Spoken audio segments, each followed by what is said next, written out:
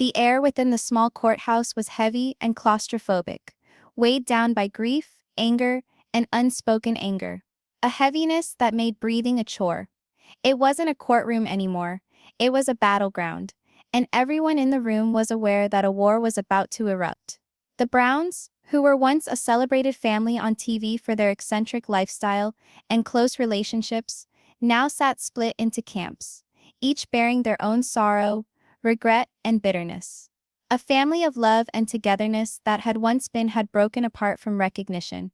And today, before a judge and in a quiet sea of gawkers, they would tear open all the scars they had attempted to conceal. The judge's bench towered above them as a cold, unyielding figure.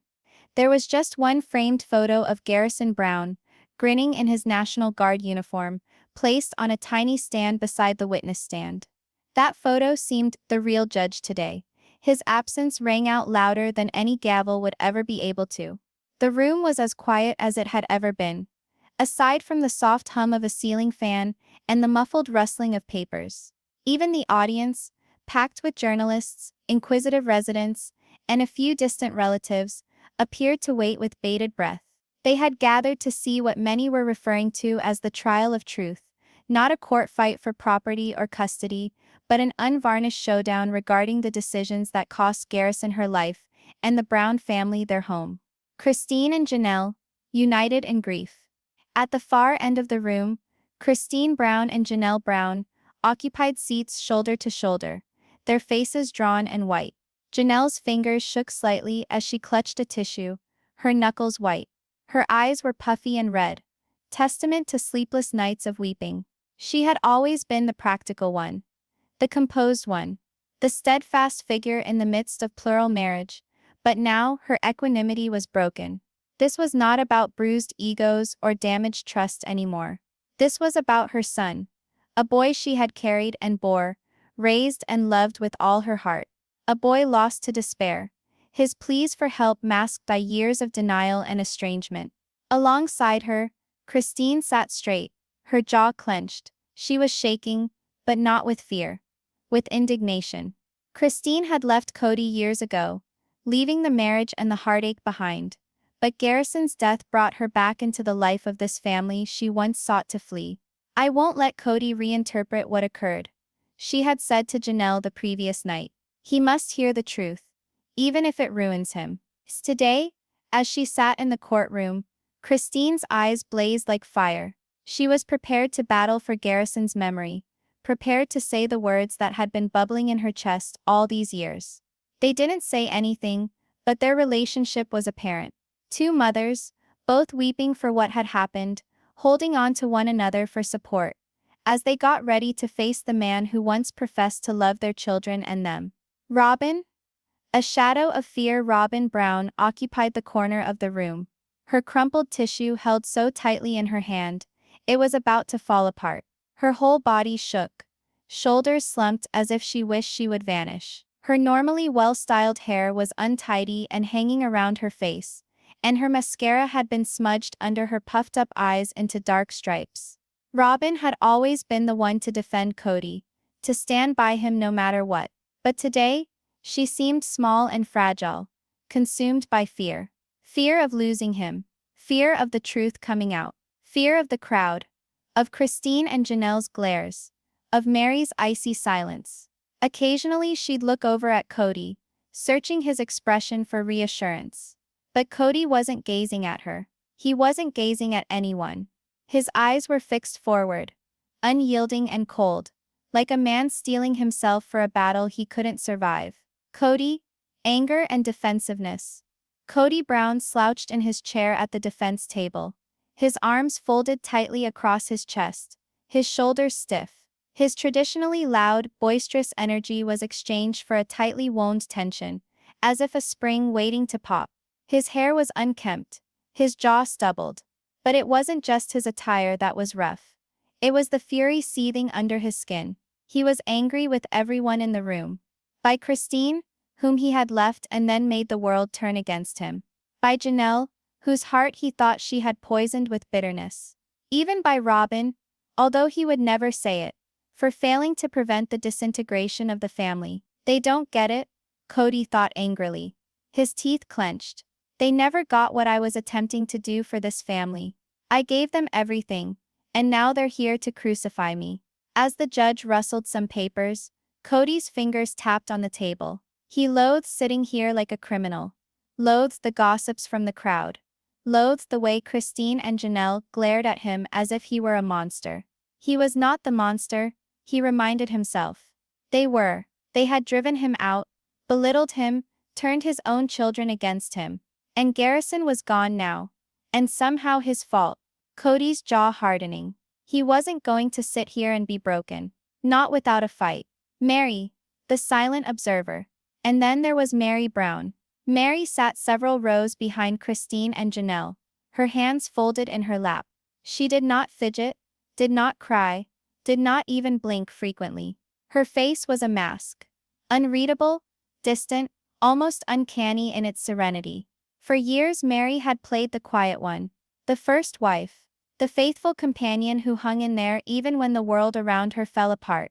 She had suffered betrayal, humiliation, loneliness, and she had survived. But now, as she sat in the courtroom, no one knew what was going through her mind. Was she here to support Christine and Janelle? To defend Kody? To expose her own truth? Christine couldn't take her eyes off Meri's still figure. Finally she leaned toward Janelle and whispered, her voice low and urgent. Why is she even here? She's barely spoken to any of us for weeks. Janelle's gaze darted to Meri, a look of confusion on her face. I don't know, she breathed back. She didn't say anything to me until this. Just sat down like she's waiting for something. Christine scowled, a knot forming in her gut. Meri being here was wrong. Like an approaching storm cloud. She wasn't here to observe. Christine could sense it. Meri was keeping something from her. Something that would ruin everything.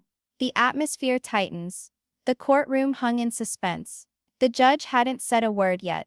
And already the tension was painful. Reporters wrote furiously in their notebooks. Pens scratching against paper. Cameras clicked every now and then. Flashes being prohibited. Everyone in that room knew they were going to see something blow up. The destruction of a family that had once been a unifying public figure. Robyn sniffled audibly, occasioning a few hard glances from Christine and Janelle. Kody gave Christine a glare that could cut through glass.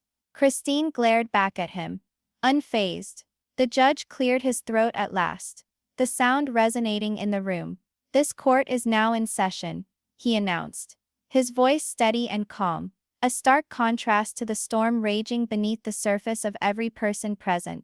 But before anyone could speak, a low murmur spread through the crowd. People were whispering, pointing subtly toward Meri. Christine felt her chest tighten. She couldn't explain it, but she knew with chilling certainty. Meri wasn't here to be silent. When she finally spoke, whatever words escaped her lips would all be different. The judge's voice rang out in the hushed courtroom. Mrs. Janelle Brown, come forward and stand for testimony. For an instant Janelle was unable to move. Her body was rooted, as if her sorrow had petrified her. Christine touched her hand lightly, and gave a slight encouraging nod. You can do this, Christine whispered, her own voice cracking. Janelle swallowed hard and pushed herself up onto her feet. Her knees trembled under her, and each step towards the witness stand became heavier than before. Passing by the photograph of Garrison, her son, her boy, she stumbled, her breathing catching in her throat. The photo glared back at her, his smile set in perpetual motion, a reminder of all that she had lost. The room was still, save the gentle creak of her shoes on the floor. Reporters hung forward, pens poised. Even Kody's typical restless energy was absent. He was still as stone, his eyes upon her filled with anger, and something else. Guilt? Fear? When Janelle finally reached the stand, the bailiff approached. Do you swear to tell the truth? The whole truth, and nothing but the truth? Her voice trembled as she replied, barely above a whisper. I do. Facing the courtroom. As Janelle sat down, she clasped her hands tightly in her lap to keep them from shaking. The judge regarded her kindly. Mrs. Brown, tell the court whatever you think is appropriate about what happened to bring us here today. Janelle closed her eyes for a moment, shaking. When she opened them again, there was a sheen of tears on her lashes. I'm I'm here today because my son Garrison is no longer here. Her voice broke on the word no longer. And because I feel he died alone, abandoned and not loved by someone who should have been there to care about him. The courtroom was as silent as the hum of the ceiling fan. Christine clutched the arm of her seat, already silently crying. Robyn wiped at her eyes with a tissue, though her sobs were subdued and cautious. Kody sat stiffly, fists clenched hard on his table. The agony of a mother's memories. Janelle's voice became more resolute, even as her tears flowed more freely. Garrison was one of the brightest lights in my life. He was strong, kind, funny. He was the kind of man who illuminated every room he entered. He loved his siblings with all his heart, and he longed above all else to feel that he mattered to his father. Her words hovered in the air, piercing and leaden. Kody winced, but he did not look away. But gradually over the years, Janelle went on, that relationship began to fall apart. Garrison would call his dad, text him, call him, plead with him to hang out. More often than not, there was no answer. Or if there was, a quick one, abrasive, as if his son's feelings were an annoyance. Her voice cracked as she whispered, "Do you have any idea how many nights I sat by my phone, watching Garrison cry, saying to me, 'Mom, he doesn't care. He just doesn't care.'" Christine clapped her hand over her mouth to hold in a sob. Even some of the journalists averted their faces, tears welling up in their eyes. And I would say to him that he was wrong. I would say, "No, sweetie. He loves you, he's just busy or overwhelmed." Janelle's lip quivered wildly, but underneath I was lying, because I knew the truth. The night everything fell apart, the judge nodded forward a little. "Mrs. Brown, can you explain what happened that last night?" The whole courtroom leaned forward as well, as if it were holding its breath. Janelle's chest went up and down quickly, her breathing harsh. Christine grabbed for her own tissue, already sobbing. That evening Janelle started. "Garrison called me. It was evening. And his voice." She struggled, holding back a sob. His voice no longer sounded like my son. He sounded shattered, like he'd lost the will. Christine covered her face with her hands, crying freely. Robyn looked away, shuddering. "He said he had tried to call his dad once more that day.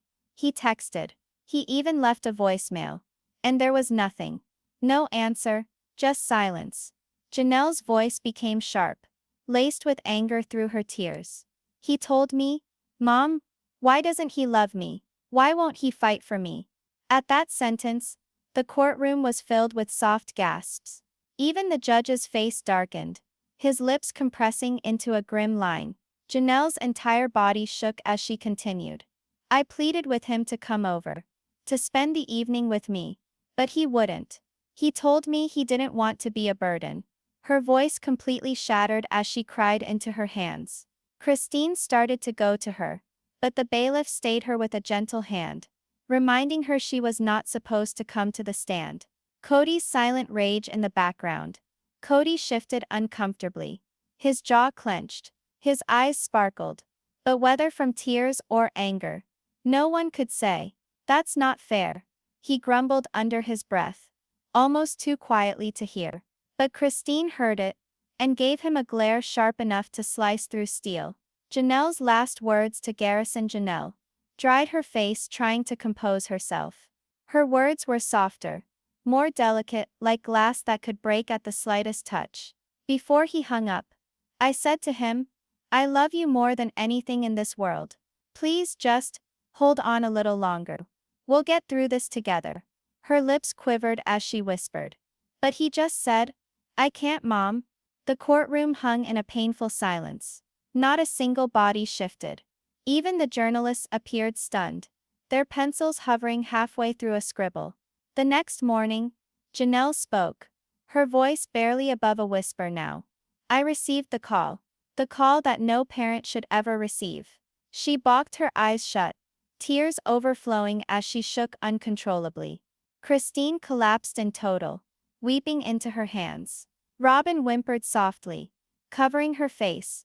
Meri stayed motionless, silent, observing. The accusation. Janelle opened her eyes, fire burning under her sorrow. Her tears did not cease, but her voice became strong, unbreakable. My son did not merely die on that night. He died on years of abandonment. Years of being shoved to the side. Years of being made to feel he was invisible to the one person who should have been his hero. Her stare turned on Kody, piercing and unremitting. You, she spat, her voice trembling with rage. You were meant to protect him. You were meant to be his father. But you weren't there. You never appeared when he needed you most. The courtroom gasped in unison. Kody's face reddened, his breathing rapid. Don't you dare blame this on me. Kody sneered through gritted teeth, standing half up. You kept him away from me. Sit down, Mr. Brown. The judge yelled, banging his gavel.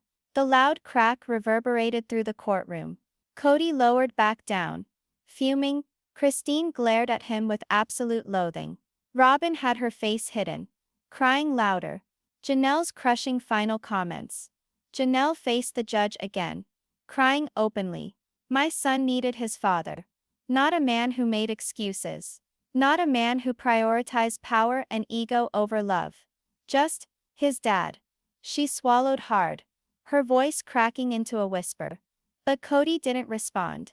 And now I will never again hear my son's voice. The courtroom was silent. Utterly silent. The gravity of her words seemed to bear down upon all of them, leaving them gasping for air. As Janelle descended from the stand, Christine went running to catch up to her, wrapping her arms about her. Together they openly wept, their sorrow flowing out into the empty room. The judge's response. The judge finally spoke, his voice heavy and low. This court acknowledges the great loss experienced here today.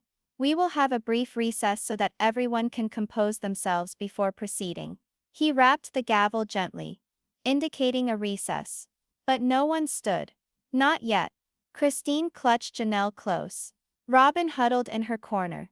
Shaking. Kody sat rigidly, his face a mask of anger and denial. And Meri? Meri just stood there, her face expressionless. But her eyes flashed with something cold and menacing. Christine saw, and had a shiver run down her spine. Whatever Meri had in mind, it hadn't started yet. And when it did, it would alter everything. The courtroom had fallen silent in the aftermath of Janelle's tear-jerking testimony. People were still seated in stunned silence, taking in the raw emotion she had just released. Journalists looked down at their notebooks, fingers shaking with the emotional load of what they had just witnessed.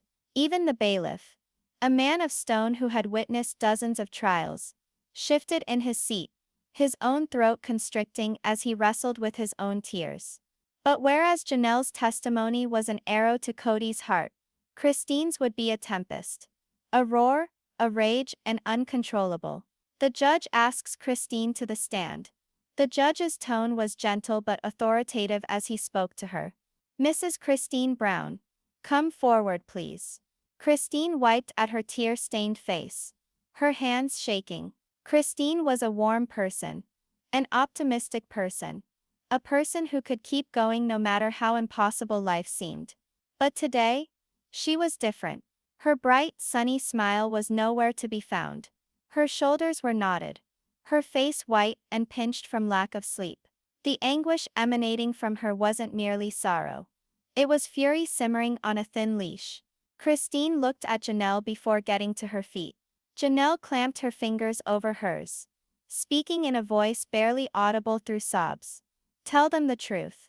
All of it. Christine nodded, although her throat constricted. She knew once she'd spoken, she could never turn back.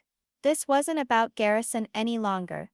It was about all the years of pain and silence that had brought their family down from the inside out. The walk to the stand. Christine's footsteps rang loudly in the quiet courtroom. Every step sounded like a drumbeat for war. As she passed by Kody, she didn't look at him, but she felt his stare, hot and unrelenting, like a blade at her back. Robyn whimpered quietly in the corner, clutching a tissue to her face. Even Meri's usually calm mask flickered for a split second. Her eyes followed Christine closely. Dark and calculating. Christine reached the stand and took the oath with a steady voice. But when she sat, her fists were tight and closed. Knuckles white. Christine begins her testimony. The judge paused to let her catch her breath before speaking. Mrs. Brown, tell the court what you think is pertinent to these proceedings. Christine's lips quivered as she started out. Her voice was soft at first, almost breakable. I've been a member of this family for decades. I approached this marriage hopeful that we were creating something amazing. And for a time, we were happy. Her eyes darted toward Kody, who sat seething at her, jaw set hard. Christine's tone grew harder as she went on. But along the way, something shifted. Love became control. Partnership became favoritism. And this family ceased being a family. The audience murmured in soft agreement. Christine paused, swallowing tears back. I left years ago because I couldn't live like that. But walking out didn't mean I didn't care. Especially not about the kids. All of them. Even the ones not born of me. She wiped her eyes quickly, as if refusing to let Kody see her break. The pain of watching Garrison suffer. Christine's voice cracked as she turned to talk about Garrison's story. Garrison wasn't just Janelle's son. He was our son. All of ours. He was the type of young man who loved more than he ever got back. Her fingers clutched the edge of the stand, knuckles white. And I saw what was happening to him. I saw him reaching out, pleading for attention, pleading for his dad to see him. And I saw Kody turn away. Kody let out a sharp exhalation, shaking his head. That isn't so. He growled under his breath. Christine's head jerked toward him. Her voice shot up, cutting sharp as a whip. It is so. The explosively loud shout made Robyn jump convulsively, covering her mouth with her hand. The judge hammered his gavel. Order. Mrs. Brown. Go on in a calm manner. Christine gasped with effort to catch her breath. But her next words were laced with pain. Do you have any idea what it's like to see a child lose faith in their parent? To watch the spark in their eyes dwindle a little bit more every day? She spun back towards Kody, her face twisted in anguish. Because I do. I saw it in Garrison every time you blew him off. Each time you decided to remain with Robyn and her children, rather than appearing for your own son. Kody slammed his hand on the table. You don't understand what was going on. You don't know what I was facing. Christine rose slightly, her voice trembling with rage. I do understand. We all do. You weren't facing anything, Kody. You were running away. From responsibility. From love. From being a dad. Christine's guilt unveiled. Christine's fury burst forth in an instant, as if a dam opened to floodwaters. Her voice became a whisper, rough and shaking. And the worst part is that I let it happen. Tears filled Christine's eyes as she finally confessed the secret she had kept for so long. I witnessed Garrison suffering. I knew what Kody's abandonment was doing to him. But I didn't fight hard enough. I reminded myself it wasn't my fight. That it was Janelle's fight. And now? Her expression collapsed entirely as she cried. Now my inactivity robbed us of a lovely soul. And I will live with that for the rest of my life. The courtroom erupted into pandemonium. Reporters wrote rapidly. Spectators gasped. Some crying openly. Janelle buried her face, sobbing hysterically. Even Robyn gave way to harsh, ugly tears. But Meri remained perfectly quiet, her face unreadable. Christine directly confronts Kody. Christine roughly wiped away her tears, her anger switching back in. She rotated her entire body around to face Kody, her shaking finger pointing at him. You want to discuss blame, Kody? Look at me. Look at me. Kody hesitantly lifted his gaze, his face set in anger. You didn't merely fail Garrison. You failed all of us. You let down your wives, your children, all of this family. Her voice splintered as she shouted. You walked away from all the people who cared about you. And now one of your own is dead. The words shook the room like an earthquake. Gasps filled the air. Robyn put her hand on her chest and keened. Christine dissolved in sobs. Unable to go on. The judge tries to take charge. The judge pounded his gavel again and again. Order? There will be order in this courtroom. The commotion slowly receded, though the air was still charged. Explosive. Christine's tirade had altered the energy completely. Now the trial seemed to be balancing on the brink of complete chaos. Christine slumped back into her seat next to Janelle, who put a supportive arm around her and spoke softly to comfort her. Both women held on to each other, their mutual loss holding them together. Meri's first flicker of emotion. As the chaos settled, all eyes briefly turned to Meri. For the first time all day, her stoic mask slipped, just for a heartbeat. Her lips parted slightly, and her hands tightened into fists on her lap. Christine noticed and froze. There was something in Meri's eyes. Something sharp and dangerous. Not just grief. Not just anger. A secret, Christine whispered to Janelle. Barely audible. She's not here to listen.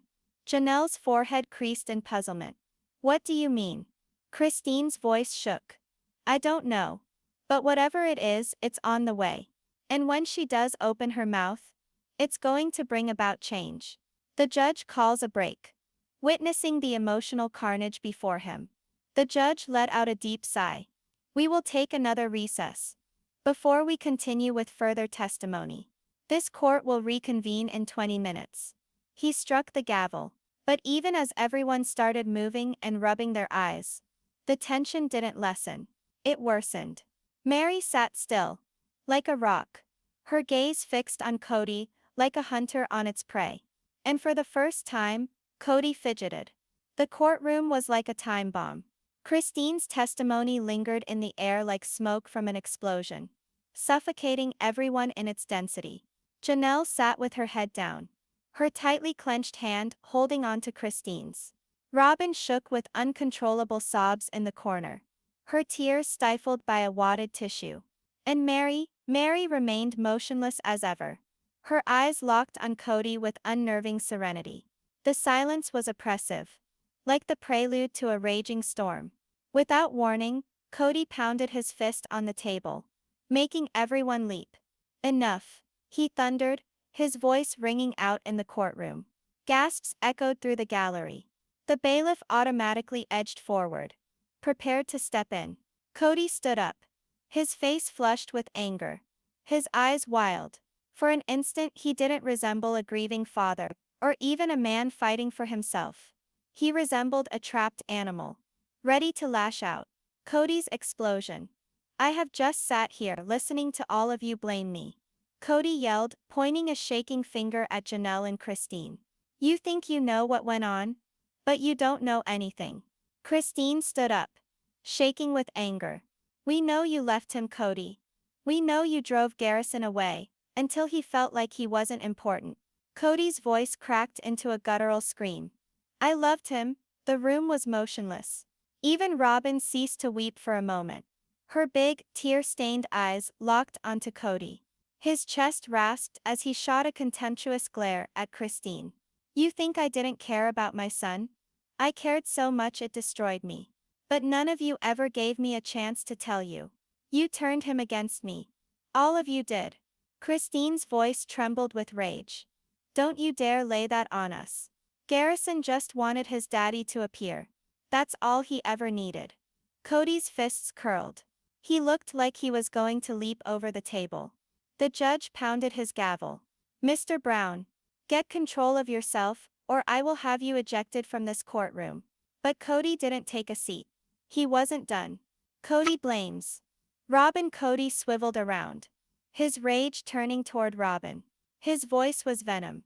And you? Robyn jerked back, her hand holding her chest. Me? She whispered in tears. Kody's words cut like knives. You wanted me all to myself. You kept me from the rest of the family. You made me believe I didn't need them. Didn't need my other children. Robyn shook her head fiercely. No, Kody, that's not true. I just wanted peace. Peace? Kody bellowed, his voice shattering. Garrison is dead because of that so-called peace. Because I was so busy with you and your children that I didn't know what was going on with my own. Robyn strangled on a sob and fell into her chair, crying hysterically. Everyone in the room was shocked. Even Christine and Janelle looked at each other in shock. Kody never publicly betrayed Robyn before. Not like this. But while everyone else was shocked, Meri remained motionless. Her face was tranquil, almost hauntingly so. She just sat and watched Kody destroy himself. The judge's final warning. The judge's face was granite as he spoke to Kody. Mr. Brown, this is your last warning. Sit down, or you will be in contempt. Kody struggled for air, glaring at everyone in the room. Finally he sat, crashing himself into the chair like an angry child. But too late. The mask had fully cracked. For the first time, the courtroom witnessed Kody not as a bereaved father, but as a furious, guilt-ridden man. Meri rises, the room was still reeling from the outburst, when a gentle, deliberate noise pierced the turmoil. A chair scraping back. Everyone spun around. Meri was standing. The motion was so subtle, so calculated, that it was more intimidating than Kody's tirade. She smoothed out her skirt with deliberate, measured hands, then stepped forward. Meri spoke for the first time that day. I believe it's time all of you know the truth. Her voice was low and even, causing shivers throughout the room. Christine's heart pounded. She clutched at Janelle's arm. This is it, she breathed, her voice shaking. This is what I feared. Kody looked at Meri, a look of confusion flashing across his face. Meri, sit down. You don't have to do this. Meri's eyes sliced through him like ice. Oh, I think I do. Meri faces the court. Meri walked into the room, every eye upon her. The mood changed entirely.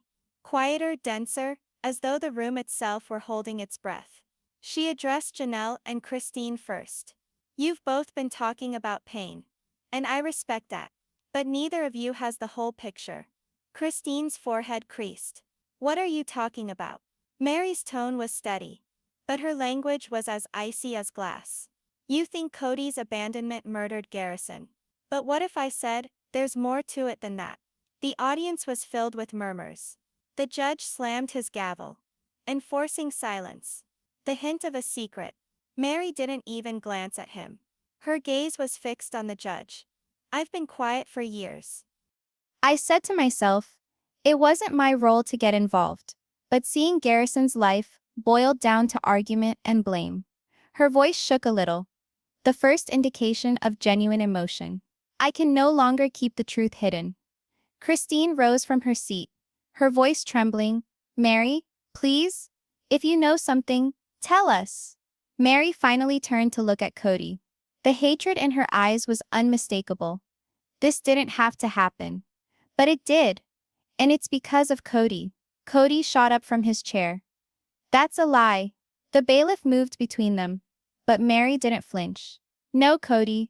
The real lie is the story you've been telling this family for years. The final line before the bombshell. The tension was so thick, it was almost suffocating. Meri's next words would either destroy the family entirely or finally illuminate the truth. She drew a deep breath, never once breaking Kody's gaze. Garrison's death was not an accident. And I can prove it. The courtroom burst into pandemonium. Reporters leapt to their feet. Christine shrieked in horror. Janelle stumbled backward, almost falling over. Robyn howled like an injured animal. And Kody's face went white. Meri, what did you do? He whispered. But Meri didn't respond. She stood there completely calm, as the storm erupted around her. The courtroom was a storm of chaos. Reporters yelled out questions at the same time. Spectators gasped and screamed. Robyn slumped into her chair, crying so hard she could hardly catch her breath. Christine hugged Janelle, shaking while Janelle's face went white with shock. The judge slammed his gavel again and again, yelling for order. Silence! This court will come to order right now. But no one was paying any attention. Not yet. The words Garrison's death wasn't an accident were still echoing in every corner of the room like a bomb that had exploded. And in the middle of it all stood Meri, unflappable and unmoved, as if she had rehearsed this moment for years. The calm before the reveal. At last the judge's thunderous voice pierced the madness. Mrs. Brown, if you have proof to back up such a serious claim, you will produce it now. The courtroom was silent. All eyes turned to Meri. Christine whispered, her voice shaking. Please, Meri, don't mess around. Tell us? Mary's eyes softened for an instant, as she regarded Christine and Janelle. A momentary flash of collective sorrow. Then her face hardened once more, as she turned to regard Kody. For years we all thought that Garrison died alone, wrapped in his own hurt. We blamed neglect, distance, this fragmented family. But that's not the whole truth. Kody stood frozen, his hands shaking uncontrollably. Don't you dare. Shut up. Mary's sudden shout cracked like a whip, silencing even the judge for a moment. The room went cold. No one had ever heard Meri raise her voice like that. Mary's perspective, the night everything changed. Meri took a deep breath, her voice steady but laced with grief. The night Garrison died, Kody wasn't at Robyn's house like he claimed. He wasn't out of reach. He was at Garrison's house. A collective gasp circulated through the courtroom. Christine's knees gave way. No, no. That can't be true. Robyn's crying turned into shrill wails. Kody, tell them she's lying. Please. But Kody remained silent. His face was white, his lips tightly pursed. Mary's eyes never left him. I know because I was there too. The room fell silent once more. This time so quietly it became crushing.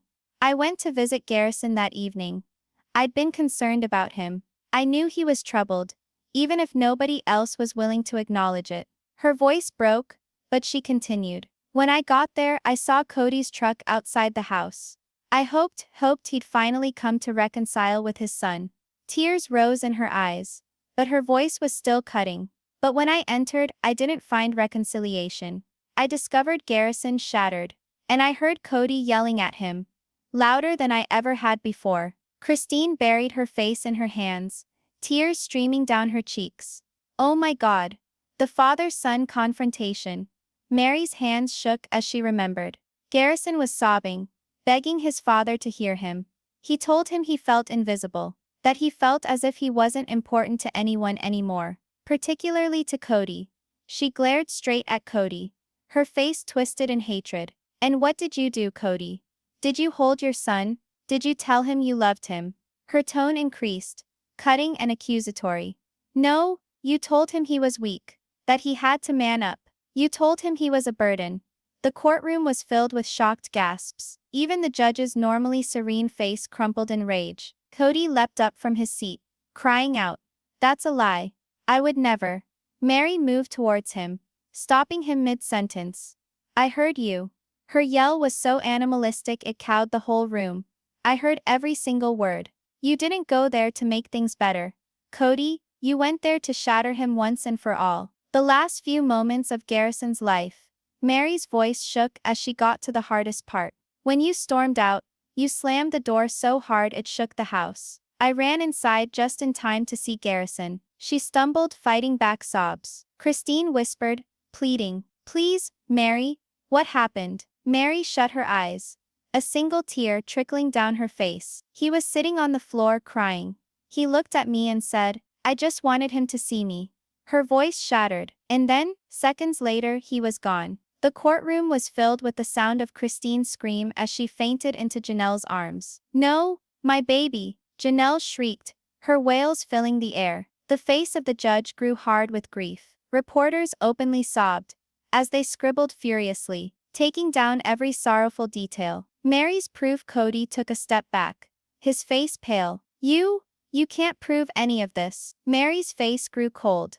"Oh, but I can." She rummaged through her bag and pulled out a mini voice recorder. The sight of it sent a cold shiver through the room. "I recorded the fight, Kody. Every single word you said to him that night." Kody's eyes widened in horror.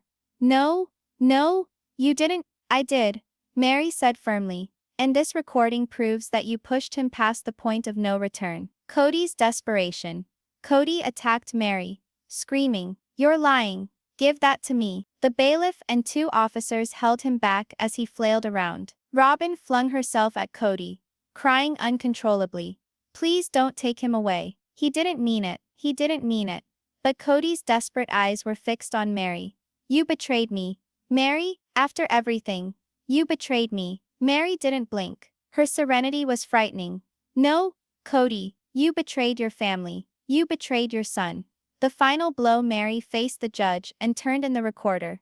This is the truth, and when you hear it, there will be no questioning of who is to blame for Garrison's death. The judge took it gravely, nodding for the bailiff. Christine and Janelle held one another, both of them sobbing hysterically. Robyn fell to the floor, screaming Kody's name. And Kody went completely still, his eyes empty, like a man watching his entire world crumble. Meri's last words. Meri looked at everyone. Christine, Janelle, Robyn, and finally Kody. Garrison's blood is on your hands, Kody, and no amount of lies will wash it away. She turned and walked back to her seat, leaving silence in her wake. The judge's gavel came down one final time. Court is adjourned until tomorrow morning. Mr. Brown will stay in jail. The aftermath as officers escorted Kody out of the courtroom in handcuffs. Christine sobbed. Janelle spoke brokenly into her ear. We have the truth now, but it still won't bring him back. Robyn crawled on her knees, stretching out to Kody as he was yanked from the courtroom. Kody, please, no, don't leave me. But he never glanced back. And Meri just stood by, silent again, her face expressionless, since although she had revealed Kody, she was aware in her heart, the battle for this family was only starting.